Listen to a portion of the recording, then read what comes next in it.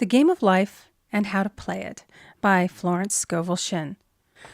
Chapter 8, Intuition or Guidance. In all thy ways acknowledge him, and he shall direct thy paths. There is nothing too great of accomplishment for the man who knows the power of his word, and who follows his intuitive leads. By the word he starts in action unseen forces and can rebuild his body or remold his affairs. It is, therefore, of the utmost importance to choose the right words, and the student carefully selects the affirmation he wishes to catapult into the invisible. He knows that God is his supply, and that there is a supply for every demand, and that his spoken word releases this supply. Ask, and ye shall receive. Man must make the first move. Draw nigh to God, and he will draw nigh to you. I have often been asked just how to make a demonstration. I reply, speak the word, and then do not do anything until you get a definite lead. Demand the lead, saying, Infinite Spirit, reveal to me the way. Let me know if there's anything for me to do. The answer will come through intuition, or hunch, a chance remark from someone, or a passage in a book, etc., etc. The answers are sometimes quite startling in their exactness. For example, a woman desired a large sum of money. She spoke the words, Infinite Spirit, open the way for my immediate supply. Let all that is mine by divine right now reach me in great avalanches of abundance. Then she added, give me a definite lead. Let me know if there is anything for me to do. The thought came quickly. Give a certain friend, who had helped her spiritually, $100. She told her friend, who said, wait and get another lead before giving it. So she waited, and that day met a woman who said to her, I gave someone $1 today. It was just as much for me as it would be for you to give someone 100. This was indeed an unmistakable lead, so she knew she was right in giving the $100. It was a gift which proved a great investment, for shortly after that, a large sum of money came to her in a remarkable way. Giving opens the way for receiving. In order to create activity in finances, one should give. Tithing, or giving 1/10 of one's income, is an old Jewish custom and is sure to bring increase. Many of the richest men in the country have been tithers and have never known it to fail as an investment. The 10th part goes forth and returns blessed and multiplied, but the gift or tithe must be given with love and cheerfulness, for God loveth a cheerful giver. Bills should be paid cheerfully. All money should be sent forth fearlessly and with a blessing. This attitude of mind makes man master of money. It is his to obey, and his spoken word then opens vast reservoirs of wealth. Man himself limits his supply by his limited vision. Sometimes the student has a great realization of wealth, but is afraid to act.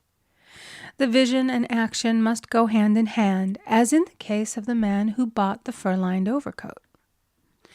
A woman came to me asking me to speak the word for a position. So I demanded, Infinite Spirit, open the way for this woman's right position. Never ask for just a position. Ask for the right position, the place already planned in divine mind, as it is the only one that will give satisfaction. I then gave thanks that she had already received, and that it would manifest quickly. Very soon she had 3 positions offered her, 2 in New York and 1 in Palm Beach, and she did not know which one to choose. I said, ask for a definite lead. The time was almost up and was still undecided when one day she telephoned. When I woke up this morning, I could smell Palm Beach. She had been there before and knew its balmy fragrance. I replied, well, if you can smell Palm Beach from here, it's certainly your lead. She accepted the position, and it proved a great success. Often one's lead comes at an unexpected time. One day, I was walking down the street when suddenly I felt a strong urge to go to a certain bakery a block or two away. The reasoning mind resisted, arguing, "There's nothing there that you want."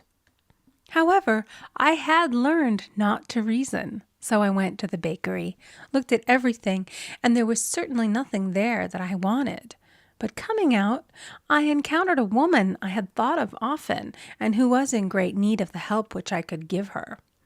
So often, one goes for one thing and finds another. Intuition is a spiritual faculty and does not explain, but simply points the way. A person often receives a lead during a treatment. The idea that comes may seem quite irrelevant, but some of God's leadings are mysterious. In the class one day, I was treating that each individual would receive a definite lead. A woman came to me afterwards and said, "While you were treating, I got the hunch to take my furniture out of storage and get an apartment." The woman had come to be treated for health. I told her I knew in getting a home of her own, her health would improve. And I added, "I believe your trouble, which is a congestion, has come from having things stored away. Congestion of things causes congestion in the body. You have violated the law of use, and your body is paying the penalty."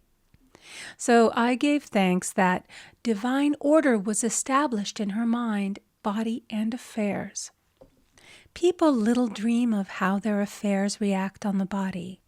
There is a mental correspondence for every disease.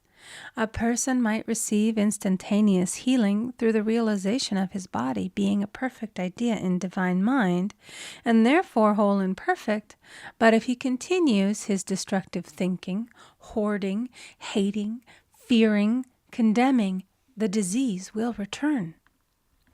Jesus Christ knew that all sickness came from sin, but admonished the leper after the healing to go and sin no more, lest a worse thing come upon him. So man's soul, or subconscious mind, must be washed whiter than snow for permanent healing. And the metaphysician is always delving deep for the correspondence. Jesus Christ said, "Condemn not, lest ye also be condemned. Judge not, lest ye be judged." Many people have attracted disease and unhappiness through the condemnation of others. What man condemns in others, he attracts to himself. For example, a friend came to me in anger and distress because her husband had deserted her for another woman. She condemned the other woman and said continually, she knew he was a married man. She had no right to accept his attentions. I replied, "Stop condemning the woman. Bless her and be through with the situation. Otherwise, you are attracting the same thing to yourself." She was deaf to my words, and a year or two later became deeply interested in a married man herself. Man picks up a live wire whenever he criticizes or condemns and may expect a shock. Indecision is a stumbling block in many a pathway. In order to overcome it, make the statement repeatedly, "I am always under direct inspiration. I make right decisions quickly." These words impress the subconscious, and soon one finds himself awake and alert, making his right moves without hesitation. I have found it destructive to look to the psychic plane for guidance, as it is the plane of many minds and not the one mind. As man opens his mind to subjectivity, he becomes a target for destructive forces. The psychic plane is the result of man's mortal thought and is on the plane of opposites. He may receive either good or bad messages. The science of numbers and the reading of horoscopes keep man down the mental or mortal plane, for they deal only with the karmic path. I know of a man who should have been dead years ago according to his horoscope, but he is alive and a leader of one of the biggest movements in this country for the uplift of humanity. It takes a very strong mind to neutralize a prophecy of evil. The student should declare, "Every false prophecy shall come to naught. Every plan my Father in heaven has not planned shall be dissolved and dissipated. The divine idea now comes to pass." However, if any good message has ever been given one of coming happiness or wealth, harbor and expect it, and it will manifest sooner or later through the law of expectancy. Man's will should be used to back the universal will. I will that the will of God be done. It is God's will to give every man every righteous desire of his heart, and man's will should be used to hold the perfect vision without wavering. The prodigal son said, "I will arise and go to my father." It is indeed often an effort of the will to leave the husks and swine of mortal thinking. It is so much easier for the average person to have fear than faith. So faith is an effort of the will. As man becomes spiritually awakened, he recognizes that any external inharmony is the correspondence of mental inharmony. If he stumbles or falls, he may know he is stumbling or falling in consciousness. One day, a student was walking along the street, condemning someone in her thoughts. She was saying mentally, "That woman is the most disagreeable woman on earth," when suddenly 3 Boy Scouts rushed around the corner and almost knocked her over. She did not condemn the Boy Scouts, but immediately called on the law of forgiveness and saluted the divinity in the woman. Wisdom's ways are ways of pleasantness, and all her paths are peace. When one has made his demands upon the universal, he must be ready for surprises. Everything may seem to be going wrong, when in reality it is going right. For example, a woman was told that there was no loss in divine mind. Therefore, she could not lose anything which belonged to her. Anything lost would be returned, or she would receive its equivalent. Several years previously, she had lost $2,000. She had loaned the money to a relative during her lifetime, but the relative had died, leaving no mention of it in her will. The woman was resentful and angry, and as she had no written statement of the transaction, she never received the money, so she determined to deny the loss and collect the $2,000 from the Bank of the Universal. She had to begin by forgiving the woman, as resentment and unforgiveness closed the door of this wonderful bank. She made this statement, "I deny loss. There is no loss in divine mind. Therefore, I cannot lose the $2,000 which belong to me by divine right. As one door shuts, another opens." She was living in an apartment house which was for sale, and in the lease was a clause stating that if the house was sold, the tenants would be required to move out within 90 days. Suddenly, the landlord broke the leases and raised the rent. Again, injustice was on her pathway, but this time she was undisturbed. She blessed the landlord and said, "As the rent has been raised, it means that I'll be that much richer, for God is my supply." The new leases were made out for the advanced rent, but by some divine mistake, the 90-day clause had been forgotten. Soon after, the landlord had an opportunity to sell the house. On account of the mistake in the new leases, the tenants held possession for another year. The agent offered each tenant $200 if he would vacate. Several families moved. 3 remained, including the woman. A month or 2 passed, and the agent again appeared. This time he said to the woman, "Will you break your lease for the sum of $1,500? It flashed upon her, here comes the $2,000. She remembered having said to friends in the house, We will all act together if anything more is said about leaving. So her lead was to consult her friends.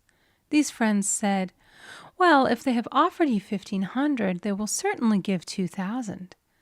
So she received a check for $2,000 for giving up the apartment. It was certainly a remarkable working of the law, and the apparent injustice was merely an opening for the way for her demonstration. It proved that there is no loss, and when man takes his spiritual stand, he collects all that is his from this great reservoir of good. I will restore to you the years the locusts have eaten. The locusts are the doubts, fears, resentments, and regrets of mortal thinking. These adverse thoughts alone rob man, for no man gives to himself but himself, and no man takes away from himself but himself. Man is here to prove God and to bear witness to the truth. And he can only prove God by bringing plenty out of lack and justice out of injustice. Prove me now herewith, saith the Lord of hosts, if I will not open you the windows of heaven and pour out a blessing, that there shall be not room enough to receive it. End of chapter 8. Recording by Amy Conger.